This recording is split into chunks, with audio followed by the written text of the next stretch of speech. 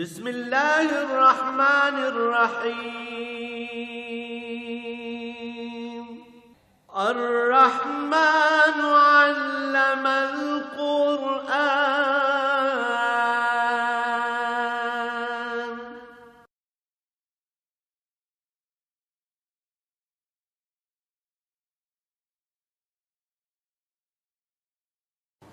الحمد للہ رب العالمین والصلاة والسلام علی حبیبہ محمد وآلہ وصحبہ اجمعین. اعوذ باللہ من الشیطان الرجیم. بسم اللہ الرحمن الرحیم.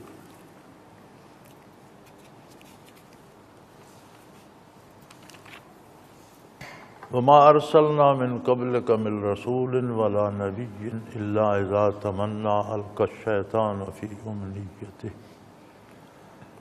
فینسخ اللہ ما یلقی الشیطان ثم یحکم اللہ آیاته واللہ علیم حکیم. لیجعل ما یلقی الشیطان فتنة للذین فی قلوبهم مرض والقاسیة قلوبهم وَإِنَّ الظَّالِمِينَ لَفِي شِقَاقٍ بَعِيدٍ وَلِيَعْلَمَ الَّذِينَ أُوتُوا الْعِلْمَ أَنَّهُ الْحَقُّ مِنْ رَبِّكَ فَيُؤْمِنُوا بِهِ وَتُخْبِتَ لَهُ قُلُوبُهُمْ وَإِنَّ اللَّهَ لَهَادِ الَّذِينَ آمَنُوا إِلَى صِرَاطٍ مُسْتَقِيمٍ. اللهم سبحانك لا علم لنا إلا ما علمتنا إنك أنت العليم الحكيم. مولاي صل وسلم دائما أبدا علی حبیبک خیر الخلق کلہم. رب اشرح لی صدری ویسر لی امری واحلل عقدۃ من لسانی یفقہوا قولی. رب زدنی علما.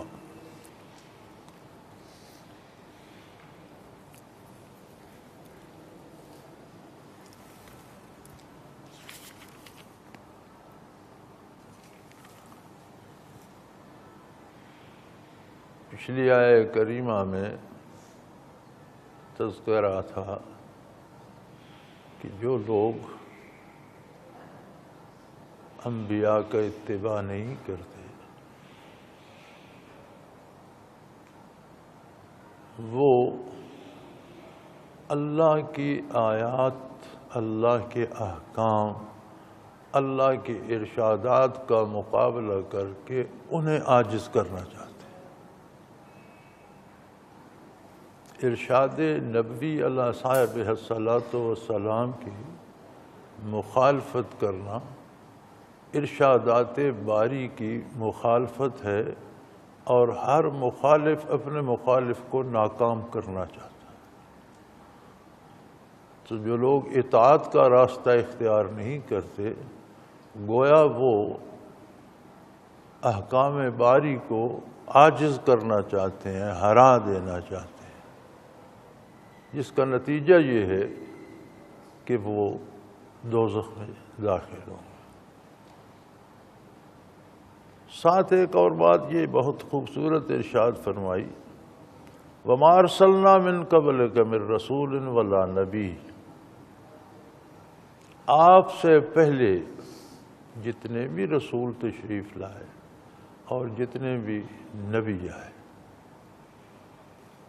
یہاں رسول اور نبی دو الگ الگ مناصب ارشاد ہوئے ہیں. رسول صاحب شریعت ہوتا ہے، رسول صاحب کتاب ہوتا ہے، رسول اپنی شریعت لے کر آتا ہے.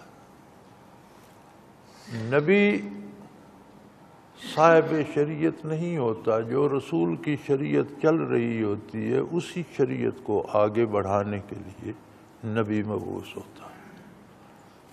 تو ہر رسول نبی ہوتا ہے لیکن ہر نبی رسول نہیں ہوتا. انبیاء جو تشریف لاتے ہیں تو جو کسی صاحب شریعت رسول کی شریعت چل رہی ہوتی ہے اسی کو آگے بڑھانے کے لیے، اسی کی حیات نو کے لیے، اس میں جو خرابیاں لوگ پیدا کرنا چاہتے ہیں ان کے تدارک کے لیے انبیاء مبعوث ہوتے ہیں. جب بھی کوئی رسول مبعوث ہوتا ہے سارے انبیاء ہیں، پھر انبیاء میں کچھ نبی رسول ہیں، پھر رسولوں میں اولو العزم ہیں۔ اولو العزم وہ رسول ہیں جن کی شریعت بہت مارکت الآراء انداز میں پچھلی باتوں کو ختم کر کے نئے انداز سے شروع ہوئی۔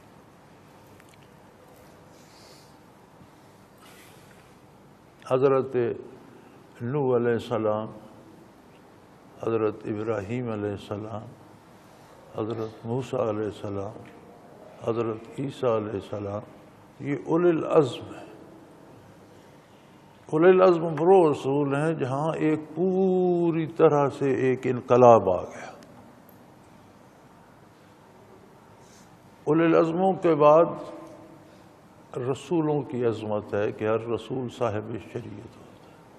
اس کے بعد انبیاء کی عظمت ہے کہ ہر نبی جو نظام شریعت چل رہا ہوتا ہے اسے حیات نو بخشتا ہے اور اس میں اثر نو مجاہدہ شروع کرتا ہے۔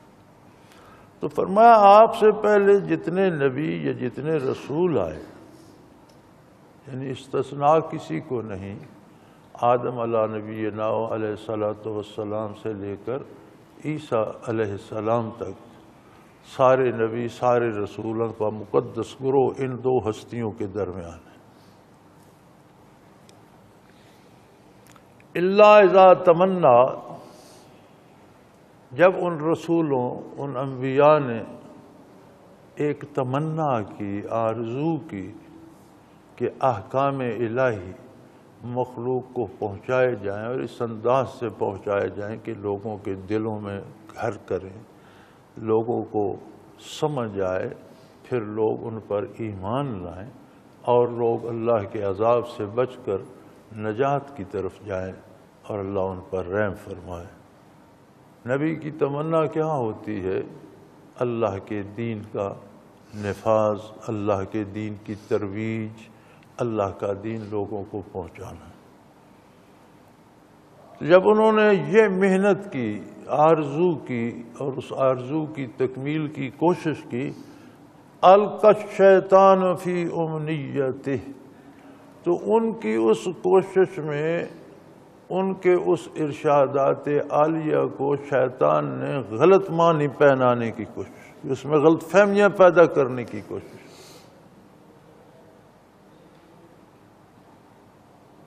یہ اتنی بڑی بات ہے کہ کہنے والا کیا کہتا ہے؟ اگر ایک مجلس میں 50 بندے بیٹھے ہیں اور انہوں نے بات سنی ہے تو آپ 50 سے الگ الگ کر کے بات کریں تو 50 نے الگ الگ انداز میں اس کا جواب دینا ہے۔ ہر ایک نے اپنی استعداد کے مطابق اس بات کو سمجھنا ہے۔ بہت کم ایسے لوگ ہوں گے جو سارے ایک مفہوم پہ متفق ہو جائیں، کیونکہ ہر بندے کی استعداد اپنی ہے، سننے کی اپنی ہے، سمجھنے کی اپنی ہے۔ ہر بندہ اپنے شعور کے مطابق سمجھے گا۔ لہذا جب انبیاء نے حق بیان کیا تو شیطان نے اس میں غلط فہمیاں پیدا کرنے کی کوشش کی۔ تو ہوا کیا؟ یہ تو بڑی عجیب بات ہے۔ اگر اس میں شیطان کامیاب ہو جاتا ہے تو تعلیمات نبوت سے تو اعتماد ہی اٹھ جائے گا۔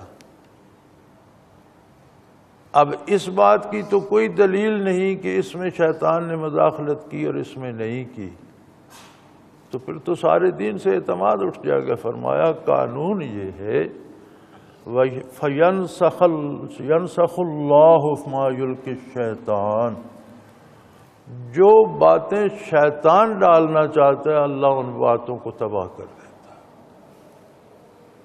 ان کو مٹا دیتا ہے۔ ثُمَّ يُحْكِمُ اللَّهُ آیَاتِهِ، اور جو اللہ کی آیات ہوتی ہیں اور جو نبی اللہ کا پہنچانا چاہتا ہے اللہ ان کو مضبوط کر دیتا ہے۔ یعنی نبی کے کسی ارشادات پر رائے برابر شبہ نہیں کیا جا سکتا۔ ہاں یہ تحقیق ہونی چاہیے کہ یہ ارشاد نبی کا ہے یا نہیں۔ یہ ہو سکتا ہے کوئی بندہ اپنی طرف سے کہہ دے جی یہ حدیث ہے، اور آج کل فیس بک پہ بے شمار ایسی حدیثیں اور قول آتے ہیں جن کا کوئی سر پیر نہیں ہوتا، کوئی حضرت علی سے منسوب کر دیتا ہے، کوئی کسی ولی اللہ سے منسوب کر دیتا ہے، اور ایسی حدیثیں لکھ دی جاتی ہیں جن کا حدیث سے دور کا تعلق بھی نہیں۔ چونکہ فیس بک پر لکھنے والے نہ کوئی عالم ہیں، نہ پڑھے لکھے لوگ ہیں، نہ سمجھدار ہیں، لونڈے لڑکے جو منہ میں آیا وہ بک دیا، اور انہیں یہ بھی خوف نہیں آتا کہ ہم نبی صلی اللہ علیہ وسلم پر کیوں جھوٹ بول رہے ہیں۔ اگر کوئی بات حضور نے ارشاد نہیں فرمائی اور کوئی بندہ وہ بات حضور کی طرف منسوب کرتا ہے تو آپ کا ارشاد عالی ہے وَمَنْ كَذَّبَ عَلَيَّ مُتَعَمِّدًا، جس نے جان بوجھ کر مجھ پر جھوٹ بولا فَلْيَتَبَوَّأْ مَقْعَدَهُ مِنَ النَّارِ، وہ اپنا ٹھکانہ آگ میں تلاش کرے۔ دوزخ جانے کے لیے اتنا جرم کافی ہے کہ حضور نے جو بات ارشاد نہیں فرمائی وہ بات کہہ کر آپ حضور کی طرف نسبت کر دیں۔ لیکن آج کل شاید لوگوں کو اس کا احساس نہیں ہے، اور جو رتب و یابس ملتا ہے وہ لکھ دیتے ہیں۔ تو یہ تحقیق ضروری ہے کہ یہ ارشاد نبوت ہے یا نہیں۔ ثابت ہو جائے ارشاد نبوت ہے تو سوائے سر تسلیم خم کرنے کے کوئی دوسرا راستہ، سوائے ماننے کے کوئی چارہ نہیں۔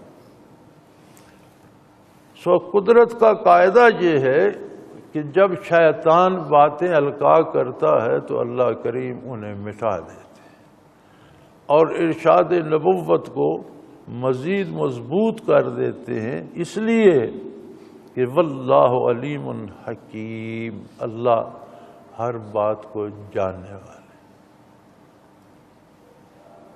اور وہ حکمت والے ہیں، وہ قادر ہے، وہ چاہے تو شیطان کو ایسا کرنے سے روک سکتا ہے، وہ چاہے تو شیطان کو تباہ کر سکتا ہے، ختم کر سکتا ہے۔ وہ شیطان کا بھی خالق ہے، اس نے خود پیدا کیا، اس کی اپنی مخلوق ہے، وہ اسے موت بھی دے سکتا ہے، روک بھی سکتا ہے، اس کی زبان کو روک سکتا ہے، اس سے بینائی چھین سکتا ہے، اسے عاجز کر سکتا ہے۔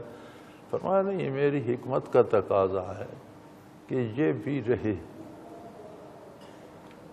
یہی تو دیکھنا ہے، انسان کی آزمائش ہی تو یہی ہے کہ شیطان کی طرح ہو جاتا ہے یا اللہ کے نبی کی بات سنتا ہے۔ یہی حکمت الہی کا تقاضا ہے، اور اسی پر آخرت کے فیصلے ہوں گے، اور اسی پر ایمان قائم ہوتا ہے، اور اسی پر کردار بنتا ہے۔ جب کوئی شیطانی وساوس کو رد کر کے تعلیمات نبوت کا دامن تھامتا ہے تو اسے نور ایمان نصیب ہوتا ہے، پھر اسے توفیق عمل نصیب ہوتی ہے، اور اسی کو مسلمان کہتے ہیں۔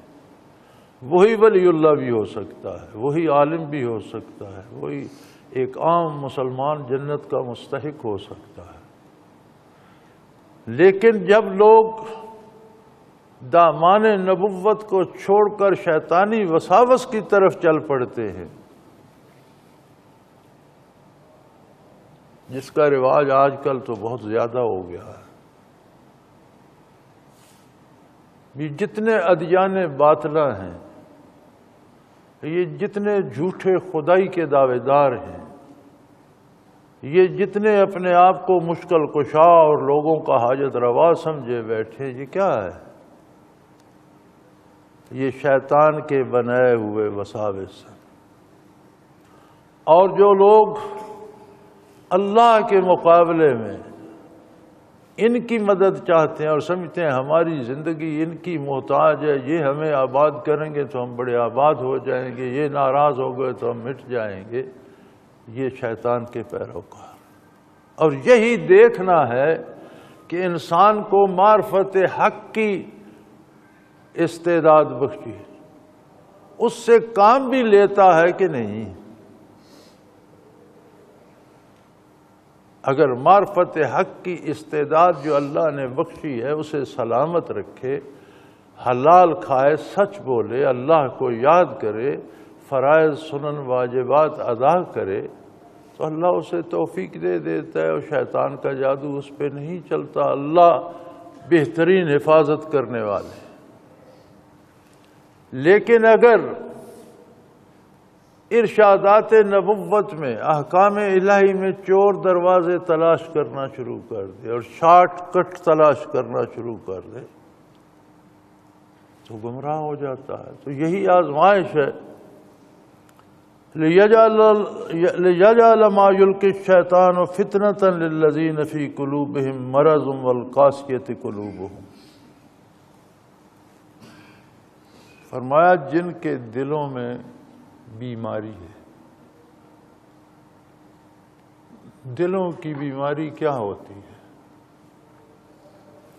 بہت سی بیماریاں علماء حق گنواتے ہیں. لالچ ہے، کبر ہے، نخوت ہے، انانیت ہے، اس طرح کی بہت سی چیزیں گنواتے ہیں. لیکن یہ سارے جو میں گن رہا ہوں یا اور بہت سی چیزیں یہ پھل ہیں. اصل درخت جو ہے دلوں کی بیماری کا وہ ہے معرفت حق سے محرومی. جب دل کو اللہ نے استعداد بخشی تھی معرفت حق کی، اور پھر جب اس تک اللہ کے احکام اور اللہ کے نبی کی ارشادات پہنچے تو پھر بندے کو چاہیے تھا کہ وہ تجزیہ کرتا، ٹھنڈے دل سے غور کرتا، حق کو قبول کرتا. لیکن تب قبول کرتا حق کو جب اس کا دل تندرست ہوتا. جب دل میں اس نے خود غرضی، لالچ اور اللہ سے دوری اور بیزاری جیسے امراض پال رکھے ہیں تو پھر اس کو وہ حقیقتیں کڑوی لگتی ہیں، تلخ لگتی ہیں. ایک آدمی کو بخار ہو جاتا ہے، وہی کھانا جو وہ روز کھاتا ہے وہ کھانا دیں تو کہتا ہے یہ تلخ ہے، یہ کڑوا ہے. میں نے تو یہ 2 لقمے کھائے تو کیا کرنے کو جی کرتا ہے، یہ مجھے کیا دے دیا. تو کیا کھانے میں کوئی تبدیلی ہو گئی؟ نہیں، بیماری کی وجہ سے اس کے منہ کا ذائقہ خراب ہو گیا. دلوں کا عالم بھی یہی ہے. جب کوئی اللہ کا در چھوڑ کر غیر اللہ کے در پہ جاتا ہے، اطاعت الہی چھوڑ کر برائی کی زندگی اپناتا ہے، نیکی کو چھوڑ کر برائی سوچتا ہے، تو دل میں ایک مرض پیدا ہو جاتا ہے. پھر حق اسے کڑوا لگتا ہے. اسی مرض کی یہاں بات ہو رہی ہے کہ شیطان کے القاء کیے ہوئے باتوں کی کوئی حیثیت نہیں رہتی اور اللہ کے بندوں کے سامنے وہ اڑ جاتے ہیں، اللہ انہیں اڑا دیتا ہے، ان کی کوئی حیثیت نہیں رہتی. لیکن جن کے دلوں میں مرض ہے، جو اللہ سے دور ہیں، جن کے دلوں میں عظمت الہی کا احساس نہیں ہے، ان کے لیے وہ غذا بن جاتے ہیں. چونکہ وہ پہلے مریض ہیں، ایک مرض اور اس پہ آ جاتا ہے. جب بیماری سے کوئی کمزور ہوتا ہے نا تو کوئی بیماری اور بھی اسے آ سکتی ہے، اور بھی آ سکتی ہے. جب وجود کا ایک نظام ہے اللہ نے جو ترتیب دی ہے جو وجود کا دفاع کرتا ہے، جب وجود کی قوت دفاع کمزور ہو جائے تو ہر بیماری اسے پکڑ لیتی ہے.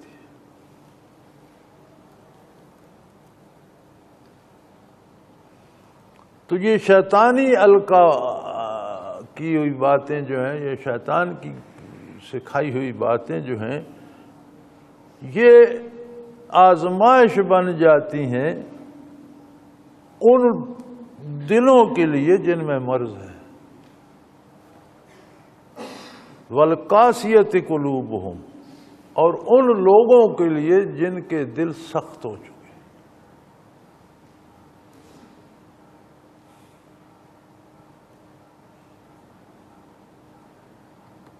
بہت فکر کرنے اور سمجھنے کی بات ہے. قرآن کریم کا دیکھنا بھی عبادت ہے، پڑھنا سنت ہے، سننا فرض ہے. قرآن کی تلاوت سنت ہے، لیکن تلاوت ہو رہی ہو تو خاموش ہو کر ادب سے سننا فرض ہے. اذا قرئ القرآن فاستمعوا له وانصتوا، جب قرآن پڑھا جا رہا ہو خاموشی سے متوجہ ہو کر سنیں، تو یہ فرض ہو گیا۔ لیکن اس سے بھی ایک بڑا فرض ہے، اور وہ یہ ہے کہ صرف ثواب جمع نہ کرتے رہیں، اپنے دل میں اس کا تجزیہ کر کے ان باتوں کو دل نشیں کریں۔ یہ ثواب سمجھ کر سننا اور سن کر اٹھ جانا ثواب تو یقیناً ہوگا، اللہ پاک قبول فرمائے، لیکن مقصد صرف ثواب نہیں ہے، مقصد یہ ہے کہ جو تجزیہ ہو رہا ہے اسے سمجھا جائے اور آئندہ زندگی کا لائحہ عمل اس کے مطابق ترتیب دیا جائے، تب جا کر بات بنتی ہے۔ اور یہ بڑا فکر کرنے کا مقام ہے۔ ہم تو بڑے اسے آسان جیسا لیتے ہیں نا کہ چلو جی مولوی صاحب آواز فرما رہے تھے تو میں 15 منٹ سن لیا، پھر کچھ اونگ لیا، کچھ سو گئے، کچھ پھر وضو کرنے چلے گئے۔ بات ایسی نہیں ہے، بات ایسی ہے کہ اللہ اور اللہ کے رسول کے ارشادات ہیں، اور جب یہ ارشادات پیش کیے جاتے ہیں تو جب نبی اور رسول پیش کرتے ہیں تو ساتھ شیطان اپنی باتیں القاء کرنے کی کوشش کرتا ہے۔ تو جب کوئی عام آدمی، ایک عالم، ایک مولوی، ایک مفتی بیان کر رہا ہوگا تو شیطان ساتھ کتنی کوشش کرتا ہوگا۔ اگر انبیاء کی باتوں میں وہ اپنے وصف سے ڈالنا چاہتا ہے تو پھر ایک عام عالم یا مولوی یا ماء و شماء کے ساتھ کیا ہوتا ہوگا۔ اب یہ سامعین پر ہے کہ انہیں نور یقین نصیب ہوتا ہے یا جیسے مذبذب آئے تھے ویسے مذبذب چلے جاتے ہیں۔ تو یہ نور یقین حاصل کرنے کے لیے ہمیں اپنے دل کو متوجہ اللہ کرنا پڑتا ہے اور حق کو قبول کرے اور وساوس کی دلدل میں قطعاً نہ جائے، ہر بات یقینی سمجھ کر قبول کرے، غیر یقینی باتوں کی طرف نہ جائے۔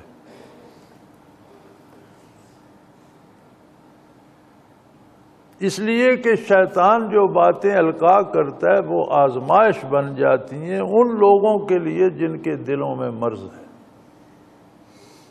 اور دلوں کا مرض بے یقینی ہوتا ہے۔ یقین ہی ایمان ہے، ارشادات نبوت پر یقین ہی سارا ایمان ہے، اور اللہ کے رسول پر اعتماد ہی سارا ایمان ہے۔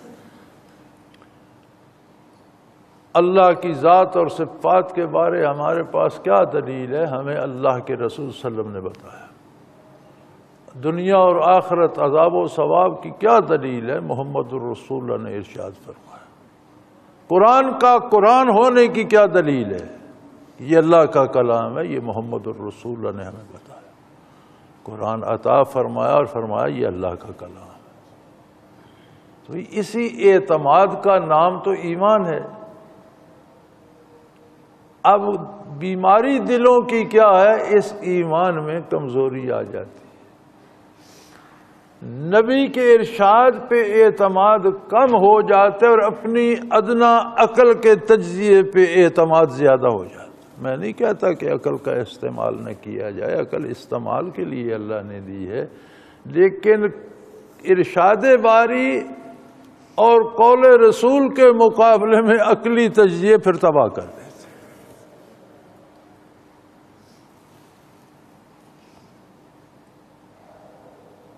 تو فرمایا جن کے دل سخت ہو جاتے ہیں، دل میں جب نور ایمان آتا ہے تو دل میں محبت، حلم، بردباری، خیر خواہی، بھلائی، نیکی، اللہ سے تعلق، اللہ کے نبی کی اطاعت، اللہ کے بندوں پہ شفقت، یہ اوصاف دل میں پیدا ہو جائے۔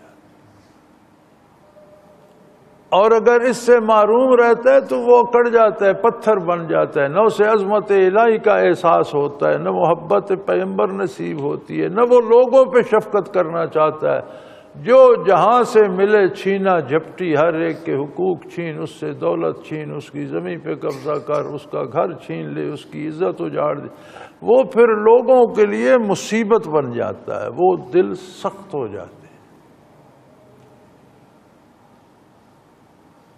اور فرمایا جن کے دل سخت ہو جاتے ہیں یا جن کے دلوں میں مرض ہوتا ہے، ان کے لیے پھر وہ شیطان کی باتیں اس مرض کو مزید بڑھانے کا سبب بن جاتی ہیں۔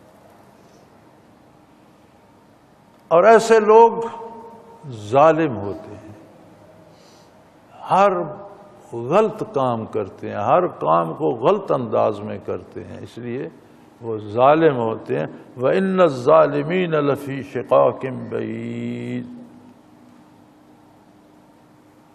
اور یہ ظالم جو ہوتے ہیں پھر یہ اللہ اور اللہ کے رسول کی مخالفت میں بہت دور نکل جاتے ہیں۔ بڑی عجیب بات ہے کہ وہ کریم خالق ہے، تخلیق اس نے کیا، اور اتنی باریک تخلیق ہے اللہ کی کہ وہ خود ہی سمجھ سکتا ہے۔ چیزوں کی بناوٹ، ان کی خصوصیات کے بارے جو تحقیقات ہوتی ہیں وہ سامنے آتی ہیں تو انسان لرز جاتا ہے۔ اتنی باریک اور چھوٹی اور نازک نازک چیزیں جوڑ کر وہ ذرات ایک سے دوسرا، دوسرے سے تیسرا، اس سے وہ پیدا ہوا، اس سے یہ نتیجہ نکلا، تو ایک پہاڑ جتنا ہاتھی بن جاتا، بڑا طاقتور ہے جی۔ تو وہ جو ساری نیچے سے ذرات سے جڑ کر ایک عظیم عمارت بنی تھی اور وہ ہاتھی بنا تھا، اس میں سے کوئی اینٹ جب اللہ کھسکا دیتا ہے تو وہ بڑا طاقتور ہاتھی لنگڑانے لگ جاتا ہے۔ بڑا طاقتور آدمی ہے، 7 فٹ کا جوان ہے، ایک ایک سیل جوڑ کر بنا ہوا، کوئی سیل اپنی جگہ جب کام چھوڑ دیتا ہے تو وہ اچھا بھلا تکڑا آدمی دیواروں کے سہارے لیتا پھرتا ہوتا ہے۔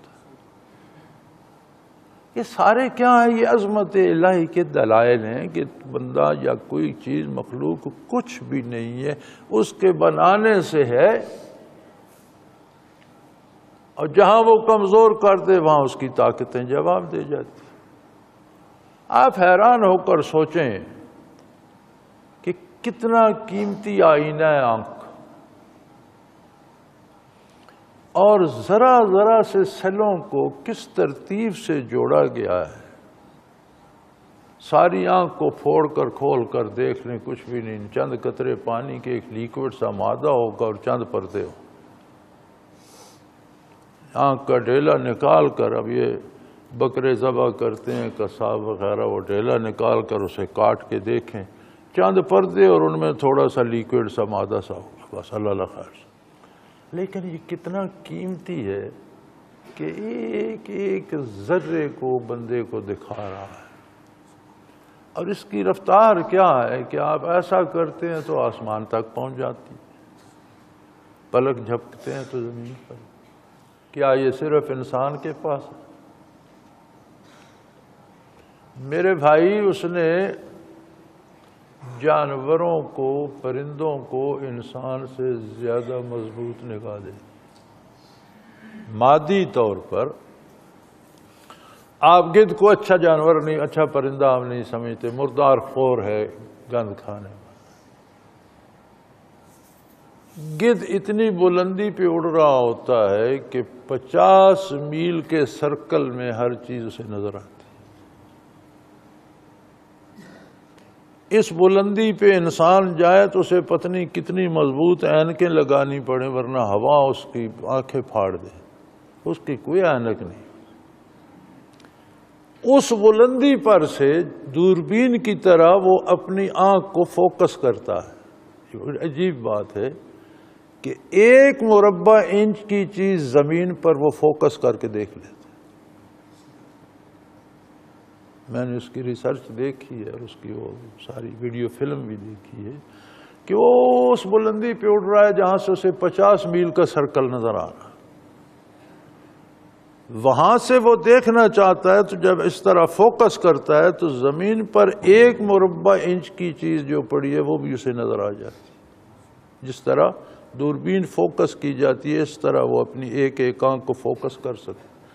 اب اتنی قیمتی آنکھ اس نے گدھ کو بھی دے دی.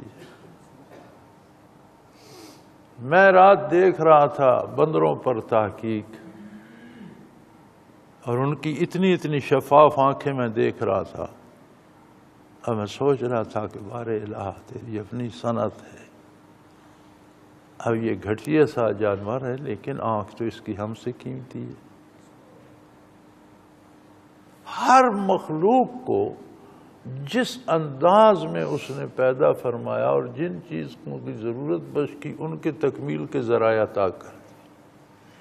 اب گدھ کو تلاش ہوتی ہے مردار کی تو اسے ایسی دوربین دے دی جو اس کے آنکھ کے آئینے میں فکس ہے. آپ دیکھتے ہیں کہیں کوئی مردار ہوتا ہے تو ایک دم سارے گدھ آ جاتے ہیں. ان کو کون بتاتا ہے؟ وہ 50 میل کے سرکل میں تو دیکھ رہے، جہاں ایک اترتا ہے دوسرا بھی دیکھ لیتا ہے، تیسرا بھی دیکھ لیتا ہے، سارے اکٹھے ہو جاتے ہیں.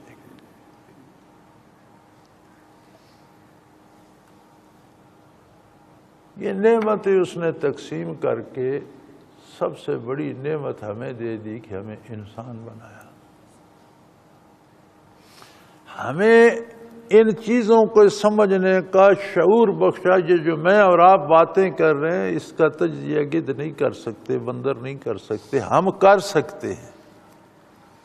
اس لیے کہ ہم مکلف ہیں عظمت الہی کو پانے کے، اور یہ تجزیے ہمیں اس عظیم خالق کی عظمت تک لے جاتے ہیں جو ان سب کا بنانے والا ہے.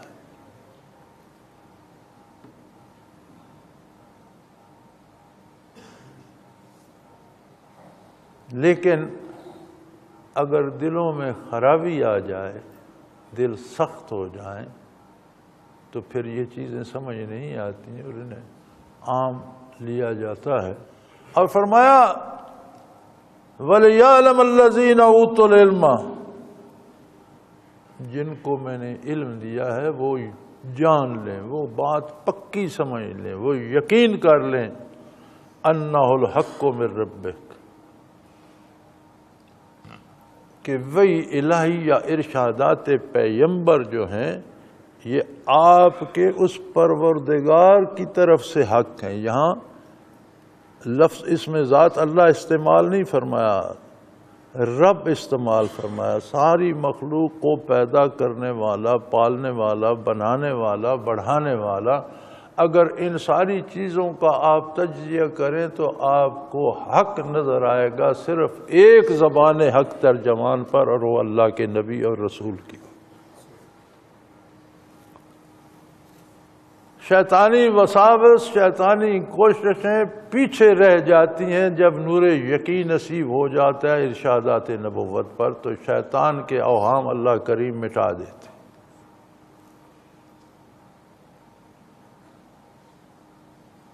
اور یہ حق ہے من ربے کا، تو بھی اسی کی مخلوق ہے. تجھے بھی ذرا ذرا ایک ایک سیل جوڑ کر ایک انسانی وجود میں 10 کھرب سیل ہیں. اب 10 کھرب حصہ آدمی جہاں سے الگ کرنا چاہے تو نہیں کر سکتا، اتنا چھوٹا ہو جاتا ہے. سیل اتنا چھوٹا ہوتا ہے کہ نظر نہیں آتا سیدھی آنکھ سے. مشینوں سے، خوردبینوں سے، وہ بھی بڑی سپیشل خوردبینیں ہوتی ہیں جو سیلز کو دیکھتی ہیں، عام خوردبین سے بھی نظر نہیں آتا. تو اتنے ذرہ ذرہ ذرہ چیزیں جوڑ کر تیرے وجود اس نے کیا کیا بنا دیا. ہاتھ دیکھیں، ہاتھ کی کھال دیکھیں، پاؤں دیکھیں، پاؤں کی کھال دیکھیں. اب جو کام پاؤں کرتا ہے وہ اب ہاتھ سے کہے میں چلنا شروع کر دوں تو وہ نہیں برداشت کر سکتا. پاؤں اپنا کام کرتا ہے، ہاتھ اپنا. وجود کی کھال کے کتنے سیل ہیں، ایک ایک بال میں کتنے سیل ہیں. پھر کس طرح کا نظام حیات بنایا، غذا اور اس کا نظام ہضم، اور اس سے پھر خون اور ہڈیاں، گوشت، دماغ، اور دماغ کا کمپیوٹر کتنا عظیم جس نے یہ سارا تجھے بنایا ہے یہ اس کا ارشاد ہے اور حق ہے.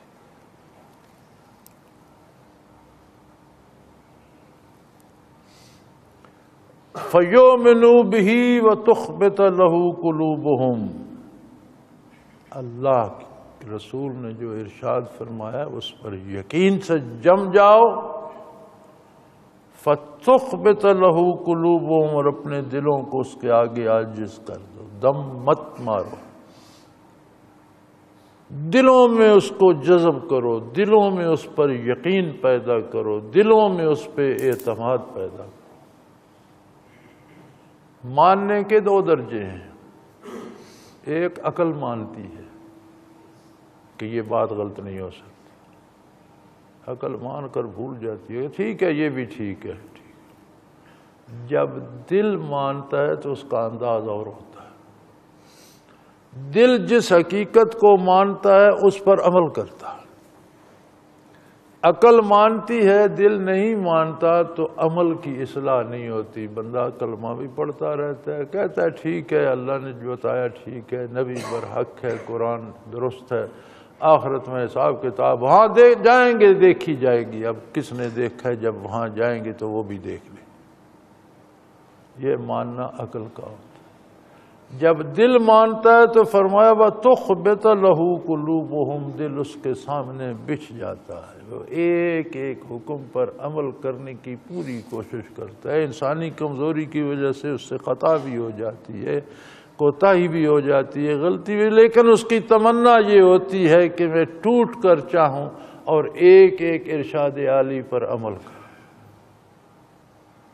تو میں آپ کو نہ دیکھوں، آپ مجھے نہ دیکھیں، میں خود کو دیکھوں، آپ اپنے آپ کو دیکھیں کہ ہماری عقلوں نے مانا ہوا ہے یا دل نے مانا ہے۔ جب دل مانے گا تو وہ پگھل کر اس سانچے میں ڈھل جائے گا، یعنی اس کے اعمال اور کردار سارے اتباع رسالت میں ڈھل جائیں گے۔ اور دل نہیں مانے گا تو پھر ہم مانتے بھی رہیں گے اور اس پر عمل بھی نہیں کریں۔ اور یقین رکھو وَإِنَّ اللَّهَ لَهَادِ الَّذِينَ آمَنُوا إِلَىٰ صِرَاطٍ مُسْتَقِيمٍ، معیار یہ ہے یقیناً اللہ ان لوگوں کو جو مانتے ہیں، جو ایمان لاتے ہیں، سیدھے راہ کی طرف ہدایت فرما دیتا ہے۔ جو میں عرض کر رہا تھا وہی بات رب کریم نے ماننے نہ ماننے کا معیار بتا دیا۔ اس غلط فہمی میں نہ رہو میں نے مانا ہوا تب ہے جب اس پر عمل بھی کرو گے، اس لیے کہ یقیناً اللہ ان لوگوں کو جو مانتے ہیں بالکل سیدھے راستے کی طرف ہدایت عطا فرما، یعنی عملاً ان کی اصلاح ہو جاتی۔ اور عملاً نہ ماننا، اطاعت الہی نہ کرنا، حرام حلال کی پرواہ نہ کرنا، سچ جھوٹ میں تمیز نہ کرنا، حق باطل کی پرواہ نہ کرنا، عبادات اور فرائض ضائع کرنا، جھوٹ بولنا، اور ساتھ یہ کہنا میں مانتا ہوں، فرمایا دنیا داری میں چلے گا۔ یہ کون سا ماننا ہے جو ہم مانتے ہیں کہ حکم پر عمل نہیں کرنا مانتا ہوں، یہ کون سا ماننا؟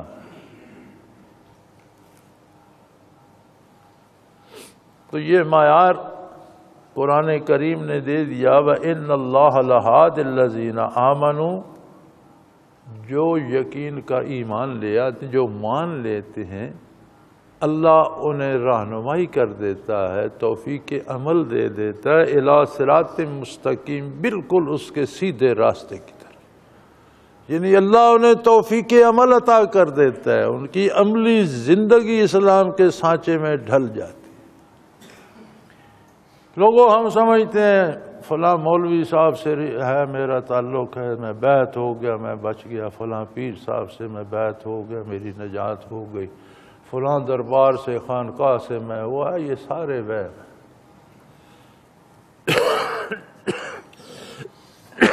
پیر صاحب سے تعلق ہے تو اس تعلق کی نسبت نیکی نصیب ہو جائے تو الحمدللہ بڑا اچھا تعلق۔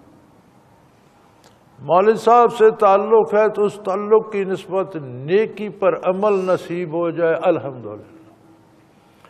اور جس تعلق سے نیکی پر عمل نصیب نہیں ہوتا وہ تعلق نہ ہونا برابر ہے، اس کی کوئی حیثیت نہیں۔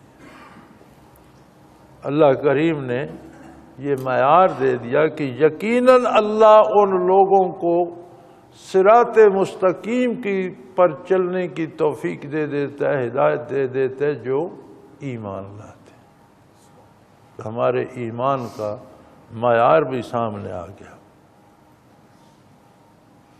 وَلَا يَزَالُ الَّذِينَ كَفَرُوا فِي مِرْيَةٍ مِّنْهُ حَتَّىٰ تَأْتِيَهُمُ السَّاعَةُ بَغْتَةً أَوْ يَأْتِيَهُمْ عَذَابُ يَوْمٍ عَقِيمٍ۔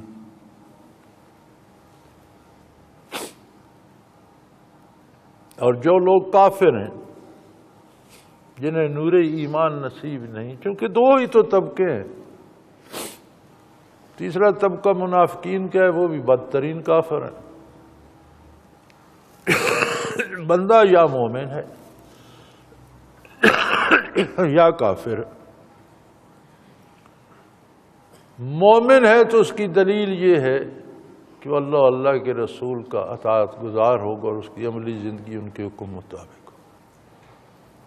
مومن نہیں ہے تو اپنی مرضی سے جیے گا، چوری کرے، حرام کھائے، جو مرضی کرے۔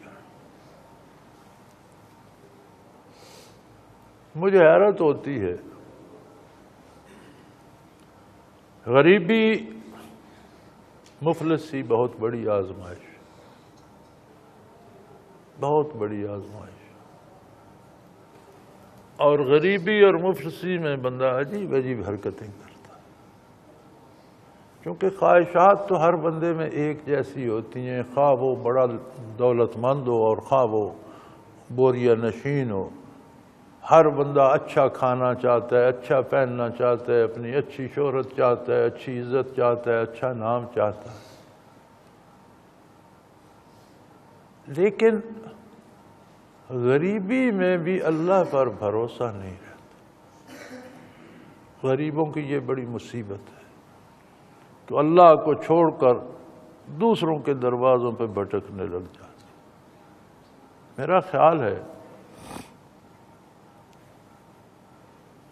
کہ میری بھی ساری عمر اس میں گزر گئی ہے، قدم قدم پر منع کرتا رہتا ہوں کہ کم از کم سود چھوڑ دو، یہ تو اللہ کے رسول سے اعلان جنگ ہے، کم از کم یہ تو چھوڑ دو۔ لیکن یہ لوگ ایسے بدبخت ہیں کہ پھر سود لیتے ہیں، ساتھ یہ دعویٰ بھی ہے جی ہماری وہاں بیعت ہے، اور ہم کیا خاک بیعت ہے یار، سود خور کی کون سی بیعت ہے، وہ کس بھلائی کی توقع رکھتے۔ ابھی کل ایک خط تھا، وہ جی میں بہت بڑا غریب ہوں، بچی کی شادی کرنی ہے، وسائل نہیں ہیں، بینک کا قرضہ بھی سر پر ہے، اور ظالم کے بچے پہلے مر رہا ہے، اوپر سے دوزخ میں سر جا دیا۔ مجھے یہ سمجھ نہیں آتی کہ یہ کس مٹی کے لوگ ہیں، کیسے مسلمان ہیں ہم نے کون سا کلمہ پڑھا ہے، اسے کس طرح ہم مانتے ہیں۔ یہ مفلس ہے، غریب ہے، مسکین ہے، جو مزدوری کر رہا ہے، دال روٹی پہ جا کے بینک سے قرضہ لے آئے۔ اب کیا ہوا، اب جو کماتے ہیں وہ سود میں چلا جاتا ہے، اور پھر بھی ہے کہ سود پھر کچھ نہ کچھ باقی رہ جاتا ہے، قرضہ دو چند ہوتا جا رہا ہے۔ تو کون سا اسلام ہے، کون سی پیری مریدی ہے، کس سلسلے کے لوگ ہیں آپ؟ یہ حرام ہی کھانا ہے تو آزاد ہو کر کھاؤ، چھوڑو سلسلوں کو اور بیعتوں کو اور اس کو۔ اور اس طرح سے بیعت کی شرائط میں یہ ہے کہ اس طرح کی بیعت ہوتی نہیں ہے، اس لیے ایسے بندوں کو کوئی فائدہ بھی نہیں پہنچتا۔ تو بدبخت پہلے مفلس ہے، پھر سر جہنم میں دے لیا، کیا ضرورت تھی تجھے؟ اور ہم روز دیکھتے ہیں حال یہی ہے۔ وہ جی مجبوری میں، بھائی مجبور نہ ہو تو سود کوئی لے کیوں؟ شوق میں کوئی لیتا ہے؟ دولت مندوں کی مصیبت یہ ہے کہ ان کے پاس کروڑوں ہوتے ہیں، وہ اربوں کا سود لے لیتے ہیں۔ وہ ظالم تیرے پاس پہلے کروڑوں ہیں، اس میں کیوں خنزیر شامل کرنا چاہتا ہے؟ اور پھر مسلمان بھی ہیں، مجھے یاد ہے کہ ہمارے ایک ساتھی نے مجھ سے چوری بینک سے سود لے لیا، 25 لاکھ قرض لے لیا سود پر، بہت بڑی دکان بنا لی 25 لاکھ سے۔ مجھے تو نہیں پتا، 2 3 4 سال گزر گئے تو پھر میرے پاس آیا، میرے لیے کوئی کریں، میں کیا کروں، کیا تکلیف ہے آپ؟ وہ میں نے 25 لاکھ لیے تھے سود پر، 4 5 سال سے قسطیں ادا کر رہا ہوں، اور 1 کروڑ 35 لاکھ، یا مجھے صحیح یاد نہیں، 1 کروڑ 25 لاکھ میں ادا کر چکا ہوں سود کی قسطوں میں۔ 4 5 سالوں میں بینک کو 1 کروڑ 25 لاکھ واپس کر چکا ہوں، اور وہ 25 لاکھ کا قرض ابھی اوپر ہے، اور اب وہ سود بڑھتا جا رہا ہے، اب میں وہ قسطیں بھی پے نہیں کر سکتا۔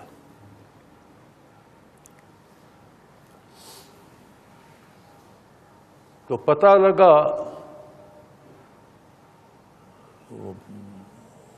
محکمے سے پتہ کرایا تو انہوں نے کہا جی ان کا تو ابھی 45 لاکھ یا کتنا سود باقی ہے، اور وہ 25 لاکھ اصل الگ ہے۔ 25 لاکھ لیے، 1 کروڑ 25 لاکھ دینے کے بعد وہ 25 لاکھ بھی سر پر ہیں، اور 45 لاکھ اور بھی۔ تو بڑی محنت کی، مختلف لوگوں سے کہلوایا، بینک کے بورڈ آف گورنر سے بات کی، اسے دکھایا یار یہ تو غریب بوڑھا آدمی ہے، اس کی بیوی مریض ہے، خود قریب المرگ ہے، اور 25 لاکھ کیا، آپ 1 کروڑ 25 لاکھ لے چکے ہو، آپ تو اس کی جان چھوڑ دو۔ تو کئی میٹنگیں ان کی، 2 3 مہینے بعد انہوں نے اتنی مہربانی کی کہ انہوں نے کہا جی چلو سود چھوڑ دیتے ہیں، 25 لاکھ تو اصل تو دے جو اصل قرض لیا۔ وہ پھر 25 لاکھ دے کر انہوں نے جان چھوڑا۔ یار یہ سارا دیکھ کر پھر کیوں سود لیتے؟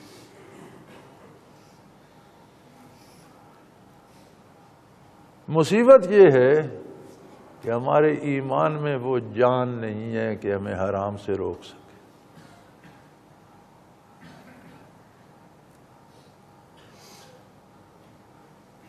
اور یہ نشانی ایمان کے خلاف جاتی ہے، یعنی ایمان اتنا کمزور ہو کہ برائی سے نہ روک سکے۔ فرمایا وَلَا يَزَالُ الَّذِينَ كَفَرُوا، یہ تو کافروں کی عادت ہے، یہ تو کافر ہیں جو ہمیشہ شک میں، رفی مریت منہ، ہمیشہ شک میں رہتے ہیں کہ پتہ نہیں ایسا ہے نہیں ہے۔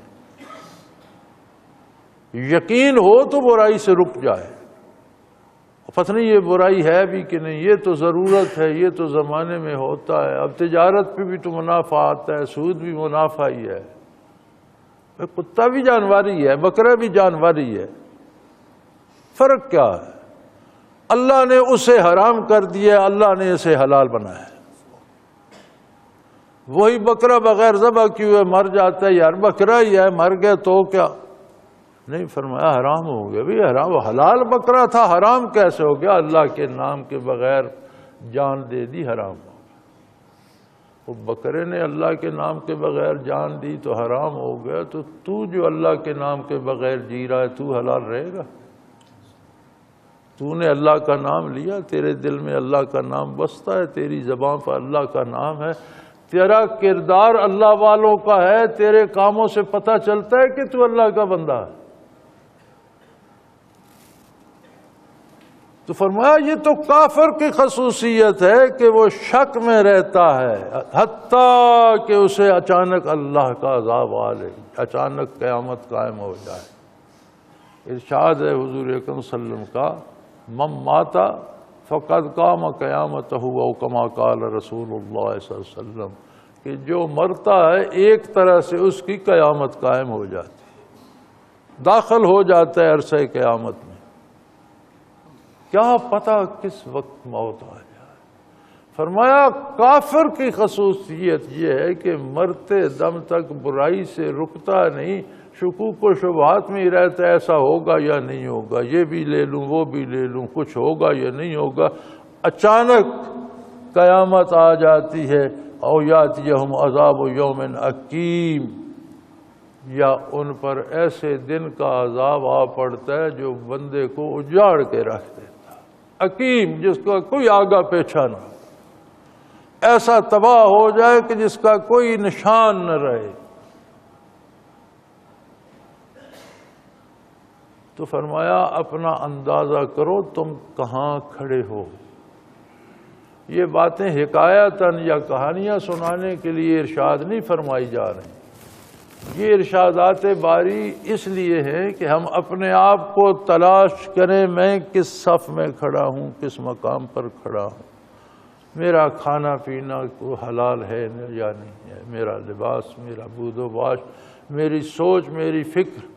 الملک یومئذ للہ، اور دنیا میں تو ہر کوئی بڑا آدمی بنا ہوا ہے، ہر کوئی حکمران بنا ہوا ہے، اور واقعی ایک لحاظ سے ہر آدمی کے پاس بادشاہی ہے، اپنے وجود پر تو اس کی حکومت ہے، اپنے بیوی بچوں پر تو اس کی حکومت ہے۔ کچھ لوگ ایسے ہیں جن کی محلے پہ دھانک ہوتی ہے، کچھ ایسے ہیں جن کی علاقے پہ دھانک ہوتی ہے، سنی جاتی ہے بات، کچھ ملکوں پر حکمران ہیں۔ لیکن وہ دن آ رہا ہے جب حکومت صرف اللہ کی، تمہیں اپنے آپ پہ بھی اختیار نہیں ہوگا، تو سب بادشاہتیں ختم ہو جائیں۔ نبی صلی اللہ علیہ وسلم کا ارشاد ہے نا، کلکم رائن و کلکم مسئول عن رعیتہ، او کما قال رسول اللہ صلی اللہ علیہ وسلم، کہ تم میں سے ہر ایک کے پاس اختیار ہے، حکمران ہے، ہر حکمران کو اس کی حکومت کے بارے پوچھا جائے گا، چھوٹا بڑا حکمران دنیا میں تو ہر کوئی ہے، لیکن ایک وقت آ رہا ہے الملک یومئذ للہ، اس دن حکم صرف اللہ کا ہوگا، بادشاہت اس کی ہوگی، اقتدار اس کا ہوگا۔ یحکم بینہم، پھر وہ مخلوق کے درمیان فیصلے کرے گا، سب بے بس و لاچار ہو، سب کے بس میں سن کر ماننا ہوگا، کوئی سر منہ انحراف نہیں کر سکے گا، چونکہ سب کے اختیارات سلب ہو جائیں گے۔ دنیا میں تو اس نے اختیارات دیے، میری حکومت ہے، میری بات مانو، پیر صاحب کی حکومت مریدوں پر ہے، مولوی صاحب کی مقتدیوں پر ہے، سیاستدان کی اپنی جماعت پر ہے، حکمران کی اپنے ملک پر ہے۔ اس دن کسی کی حکومت اپنی جان پر بھی نہیں ہوگی۔ الملک یومئذ للہ، اس دن حکومت صرف اللہ کی۔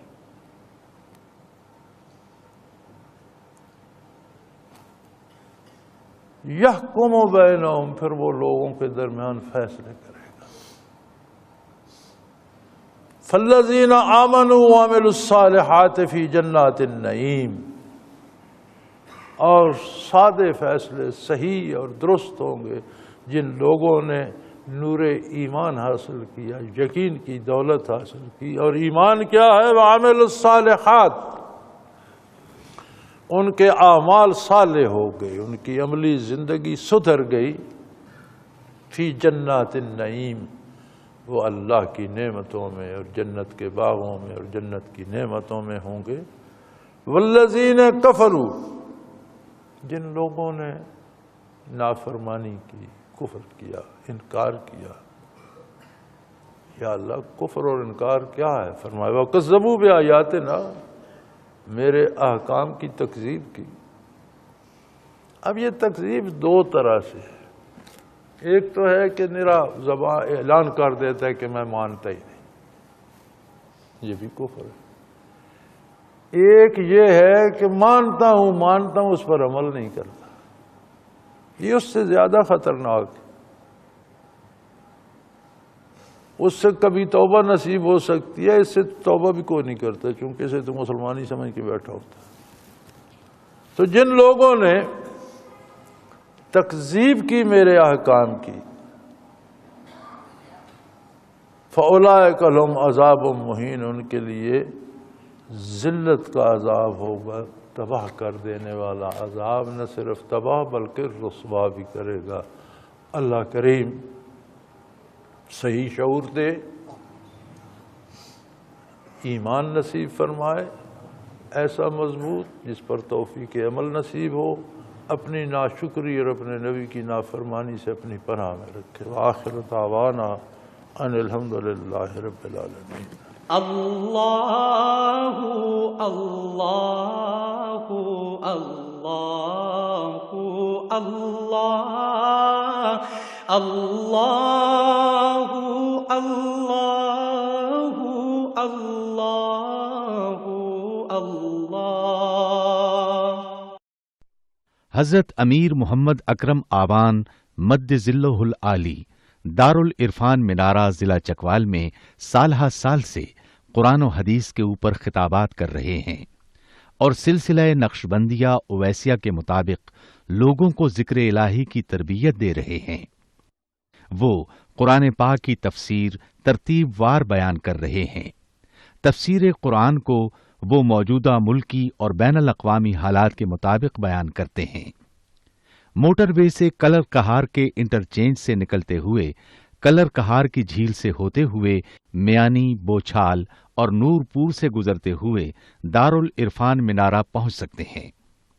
حضرت امیر محمد اکرم آوان نے بچیوں اور بچوں کی دینی اور دنیاوی تعلیم کے لیے سقارہ اکیڈمی کے نام سے ایک درسگاہ بھی قائم کی ہے، جس کا افتتاح ملک پاکستان کے صدر جنرل محمد ضیاء الحق نے اپنے دست مبارک سے کیا تھا۔ وہ تمام احباب جو اسلام کی طلب رکھتے ہیں ان سے گزارش ہے کہ دارالعرفان منارہ ضلع چکوال میں امیر محمد اکرم آوان صاحب کے خطابات سے مستفید ہوں۔ وہ ہر جمعے کو نماز سے پہلے بیان فرماتے ہیں۔ ہر ماہ کی پہلی اتوار کو ماہانہ اجتماع ہوتا ہے جس میں آپ خصوصی خطاب فرماتے ہیں اور پاکستان کے چاروں صوبوں سے احباب اس اجتماع میں شرکت کرتے ہیں۔ اس کے علاوہ یہاں سال میں 2 مرکزی اجتماعات بھی ہوتے ہیں، ایک رمضان المبارک میں اعتکاف کا اجتماع اور دوسرا جولائی اور اگست میں 40 دن کا اجتماع ہوتا ہے جس میں روحانی تربیت کی جاتی ہے۔ اپنا خون سیماب دے کر اتنا ہم کر جائیں گے، نام آقا کا چمن میں پھر رقم کر جائیں گے۔